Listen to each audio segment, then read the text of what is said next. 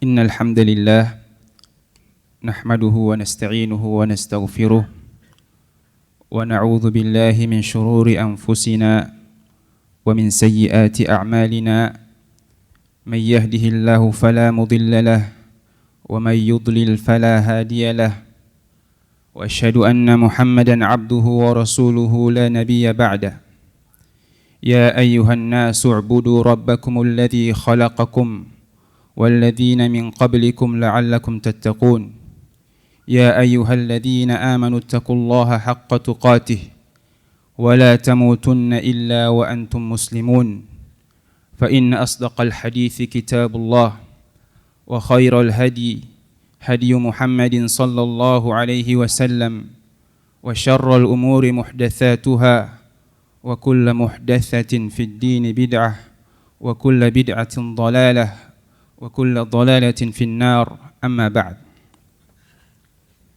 Jamaah salat Jumat yang dimuliakan Allah Subhanahu wa taala. Pertama-tama marilah kita bertakwa kepada Allah Subhanahu wa taala dengan sebenar-benar takwa. Takwa yang bermakna menjalankan perintah Allah Subhanahu wa taala atas petunjuk dari Allah Subhanahu wa taala dan menjauhi larangan-larangan Allah Subhanahu wa taala atas petunjuk dari Allah Subhanahu wa taala.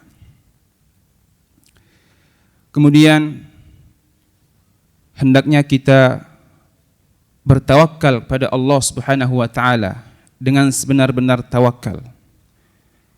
Tawakal yang berarti kita menyerahkan urusan kita pada Allah Subhanahu wa taala, menyandarkan hati kita dan segala urusan kita pada Allah Subhanahu wa taala. Allah telah memerintahkan kita untuk bertawakal kepadanya.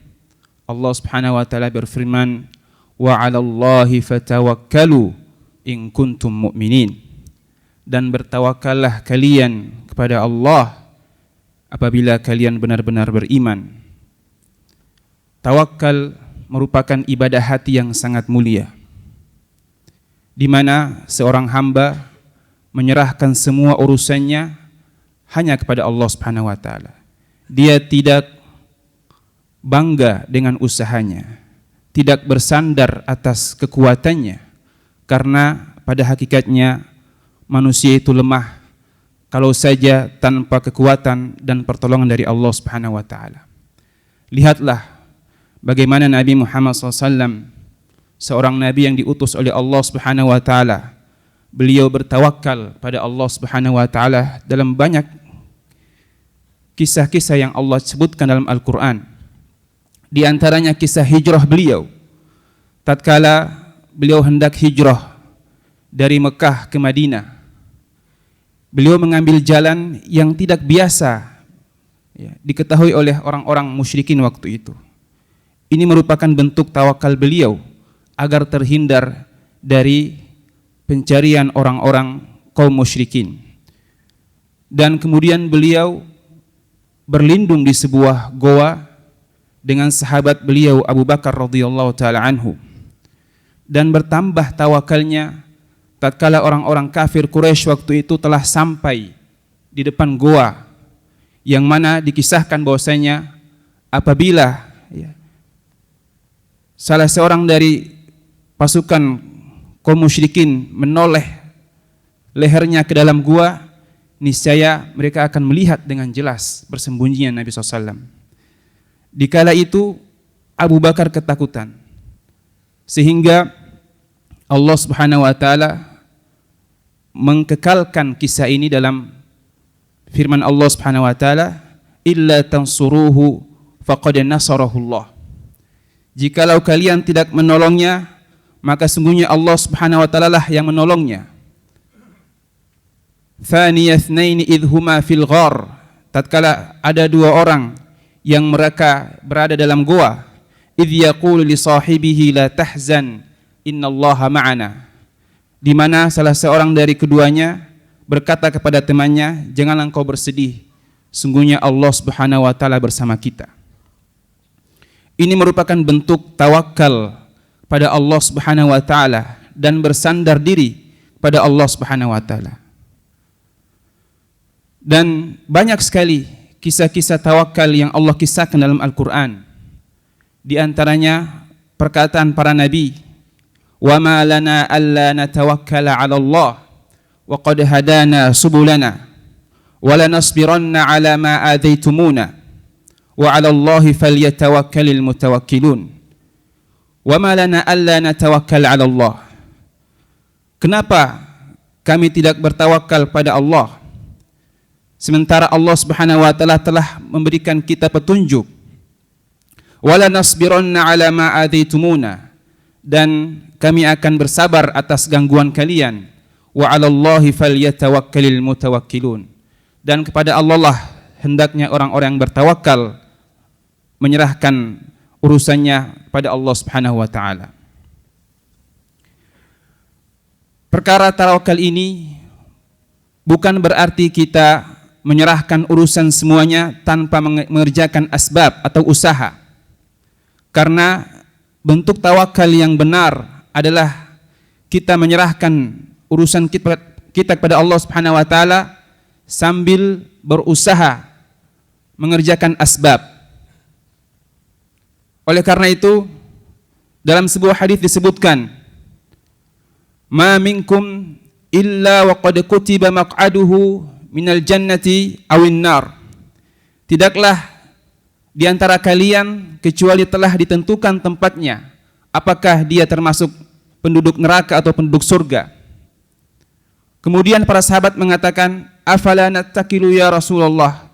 Kalau begitu kita berserah diri saja karena tempat kita sudah ditentukan. Kan tetapi Nabi SAW meluruskan pemahaman para sahabat bahwasanya arti daripada tawakal adalah kita beramal, berusaha, kemudian menyerahkan urusan kepada Allah Subhanahu wa taala.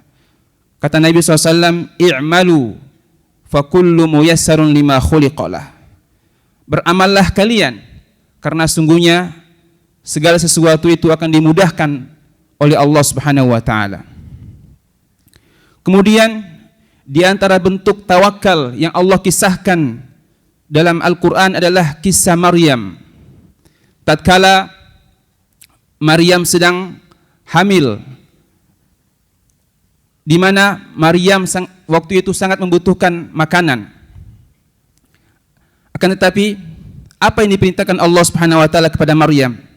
Kata Allah Subhanahu wa taala, "Wa huzzi ilaiki bijid'in nakhlah tusaqitu 'alaiki rutban janiyya." Dan goyangkanlah pohon kurma itu, maka buahnya akan jatuh. Allah Subhanahu wa taala bisa saja langsung mendatangkan kurma kepada Maryam. Akan tetapi Allah ingin mengajarkan bahwasanya di antara bentuk tawakal adalah kita berusaha, kemudian kita menyerahkan urusan kita pada Allah Subhanahu wa taala. Di sini Allah perintahkan Maryam yang waktu itu sedang hamil berat untuk menggoyangkan pohon kurma agar pohon kurma tersebut menjatuhkan buah kurma. Ini merupakan bentuk pelajaran tawakal yang Allah Subhanahu wa taala kisahkan dalam Al-Qur'an. Kemudian orang yang bertawakal pada Allah Subhanahu wa taala hidupnya akan tenang. Karena tidak ada yang dia khawatirkan. Dia menyerahkan urusannya kepada Allah Subhanahu wa taala. Berbeda dengan orang-orang jahiliyah terdahulu.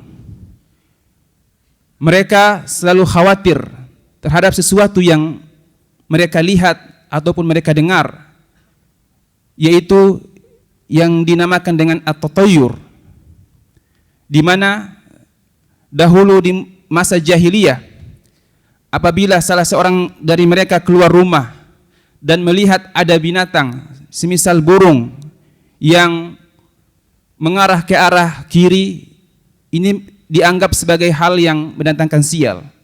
Ini bentuk tidak adanya tawakal pada Allah Subhanahu wa taala, sehingga mereka mempercayai hal-hal yang sial. Ya.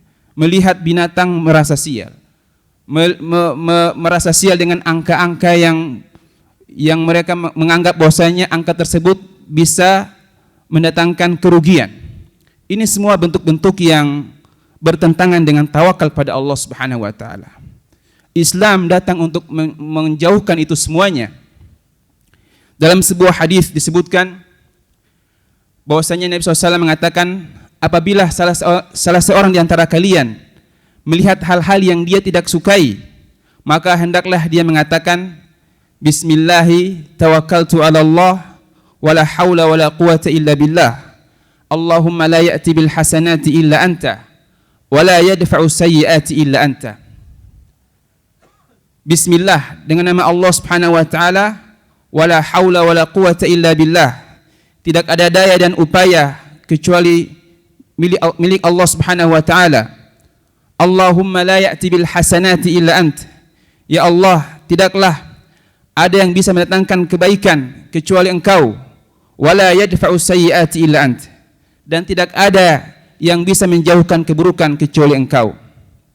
Doa ini merupakan doa yang sangat mulia yang hendaknya kita ucapkan di setiap doa kita.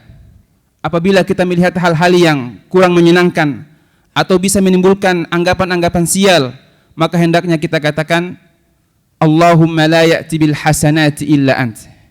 Ya Allah, tidak ada yang bisa mendatangkan kebaikan kecuali Engkau. Wala yadfa'u sayyiati illa ant. Dan tidak ada yang bisa menjauhkan keburukan kecuali Engkau. Kemudian di antara faedah tawakal adalah bahwasanya Allah Subhanahu wa taala akan mencukupinya, akan melindunginya dari segala keburukan. Dalam sebuah hadis disebutkan, idza kharaja ar-rajulu min baitihi fayaqul bismillah tawakkaltu 'ala Allah yuqalu lahu hasbuk faqad hudita wa kufita wa wuqit.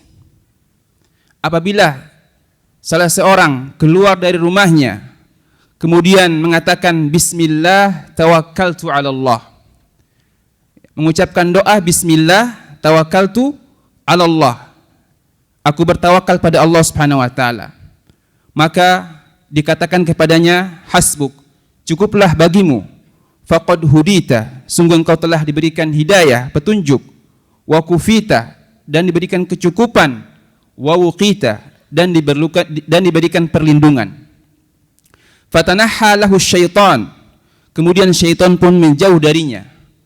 Fayaqul lahu syaitanun akhar, kemudian syaitan yang lain mengatakan, kaifa bika birajulin qad hudiya wa kufiya wa wuqiya. Bagaimana bagimu dengan seorang yang telah diberikan hidayah, petunjuk, diberikan perlindungan, dan diberikan kecukupan oleh Allah Subhanahu wa taala. Maksudnya syaitan tidak punya jalan untuk menyesatkannya karena telah dilindungi oleh Allah Subhanahu wa taala dan diberikan kecukupan oleh Allah Subhanahu wa taala. Inilah faedah tawakal yang Allah perintahkan dalam Al-Qur'an agar selalu kita jalankan tawakal ini. Barakallahu li wa lakum fil Qur'ani wa sunnah wa nafa'ani wa iyyakum bima fihi minal ayati wal hikmah. Aqulu ma tasma'un wa astaghfirullaha li wa lakum fastaghfiruhu wa tubu ilaih innahu huwal ghafurur rahim. Alhamdulillahilladzi man tawakkala alaihi kafah wa man talaba minhu shifaa syafah wa man amila bil asbabin nafi'ati saluha dinuhu wa dunyah. Wa asyhadu an la ilaha illallah wahdahu la syarika lah, la rabba siwah, wa asyhadu anna Muhammadan abduhu wa mustafah. Allahumma salli wa sallim ala Muhammadin wa ala alihi wa ashabihi wa man ihtada bihudahu, amma ba'd. Jamaah salat Jumat yang dimuliakan Allah Subhanahu wa taala. Sungguhnya tawakal merupakan ibadah yang sangat mulia yang jarang diketahui atau bahkan dilalaikan oleh kebanyakan orang. Karena tawakal merupakan ibadah hati yang tidak nampak, yang hanya diketahui oleh orang tersebut dengan Allah Subhanahu wa taala. Berbeda dengan ibadah-ibadah yang lainnya seperti salat, ya, mungkin itu dilihat Akan tetapi perkara tawakal ini merupakan perkara ibadah qalbiyah, ibadah hati yang mana seorang tidaklah mengetahui kecuali dirinya dengan Allah Subhanahu wa taala. Dan sebagian ulama mengatakan bahwasanya ibadah qalbiyah itu lebih utama daripada ibadah yang sifatnya lahiriah. Karena ibadah qalbiyah itu lebih dekat kepada ikhlas pada Allah Subhanahu wa taala. Sementara ibadah lahiriah itu bisa saja muncul darinya sifat riya, ujub atau sum'ah. Dan kita ketahui bahwasanya syarat diterimanya ibadah adalah ikhlas pada Allah Subhanahu wa taala dan juga meneladani apa yang diajarkan oleh Rasulullah sallallahu alaihi wasallam. Kemudian di antara bentuk tawakal adalah kita dalam mencari rezeki, yaitu kita menyerahkan semua urusan kita pada Allah Subhanahu wa taala dengan berusaha semaksimal mungkin. Inilah tawakal yang benar. Bukan sekedar menyerahkan urusan kita tanpa ada perbuatan atau usaha. Hal ini telah disebutkan oleh Nabi SAW. Bagaimana Nabi SAW memisalkan tawakal yang benar. Kata beliau, "Lau annakum tatawakkaluna 'ala Allahi haqqa tawakkulih, la razaqakum kama yarzuqu at-tayra, tagdu himasan wa taruhu bitana." Kalau seandainya kalian bertawakal pada Allah Subhanahu wa taala dengan sebenar-benar tawakal, maka niscaya Allah Subhanahu wa taala sudah penuh dengan makanan.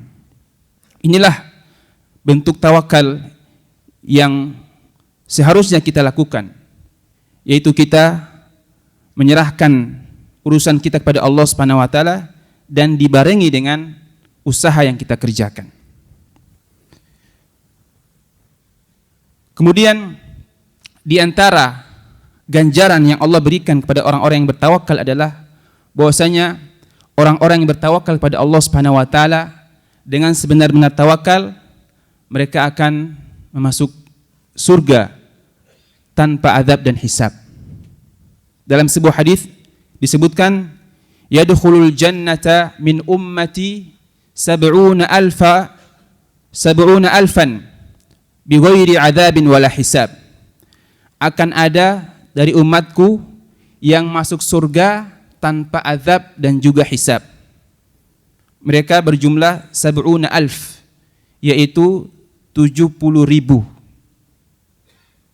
Kemudian Nabi SAW menjelaskan kriteria atau sifat mereka dalam sabdanya, humul ladzina la yatatayyarun. Mereka adalah orang-orang yang tidak bertatayyur, tidak beranggapan sial terhadap hal-hal yang dia lihat atau hal-hal yang dia dengar. Wala yastarqun, dan tidak meminta untuk diruqyah. Wa ala rabbihim yatawakkalun, dan mereka senantiasa bertawakal pada Allah Subhanahu wa taala. Inilah ganjaran yang Allah berikan pada orang-orang yang bertawakal pada Allah Subhanahu wa taala. Di dunia hidupnya penuh dengan keamanan, dan di akhirat Allah Subhanahu wa taala berikan dia ganjaran, yaitu memasuki surga tanpa azab dan hisab.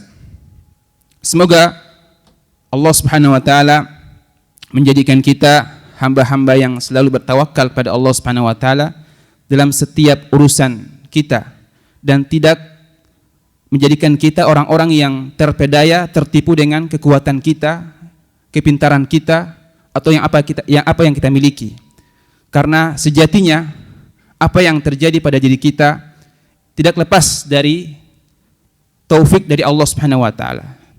Tidak lepas dari pertolongan Allah Subhanahu wa taala. Thumma a'lamu anna Allah amarakum bi amrin bada'a fihi bi nafsihi wa thanna bi malaikati qudusihi wa thalatha bikum ayyuhal mu'minun. فقال عز من قائل حكيما إن الله وملائكته يصلون على النبي يا أيها الذين آمنوا صلوا عليه وسلموا تسليما اللهم صل على محمد وعلى آل محمد كما صليت على إبراهيم وعلى آل إبراهيم إنك حميد مجيد وبارك على محمد وعلى آل محمد كما باركت على إبراهيم وعلى آل إبراهيم إنك حميد مجيد اللهم أعز الإسلام والمسلمين وأذل الشرك والمشركين ودمر أعداءك أعداء الدين واجعل بلدنا بلادا آمنا مطمئنا وسائر بلاد المسلمين اللهم اغفر للمسلمين والمسلمات والمؤمنين والمؤمنات الأحياء منهم والأموات إنك سميع قريب مجيب الدعوات اللهم انصر إخواننا المستضعفين في كل مكان اللهم انصر إخواننا في فلسطين اللهم انتقم من اليهود الغاصبين اللهم كن لهم عونا وظهيرا اللهم انصرهم على أعدائهم اللهم انصرهم على أعدائهم اللهم انصرهم على أعدائهم اللهم آت نفوسنا تقواها وزكها أنت خير من زكاها أنت وليها ومولاها اللهم إنا نسألك الخير كله عاجله وآجله ونعوذ بك من النار اللهم إنا نسألك الجنة وما قرب إليها من قول أو عمل ونعوذ بك من النار وما قرب إليها من قول أو عمل ربنا لا تزغ قلوبنا بعد إذ هديتنا وهب لنا من لدنك رحمة إنك أنت الوهاب ربنا آتنا في الدنيا حسنة وفي الآخرة حسنة وقنا عذاب النار عباد الله إن الله يأمر بالعدل والإحسان وإيتاء ذي القربى وينهى عن الفحشاء والمنكر والبغي يعظكم لعلكم تذكرون فاذكروا الله العلي يذكركم واشكروه على نعمه يزدكم ولذكر الله أكبر والله يعلم ما تصنعون الله أكبر الله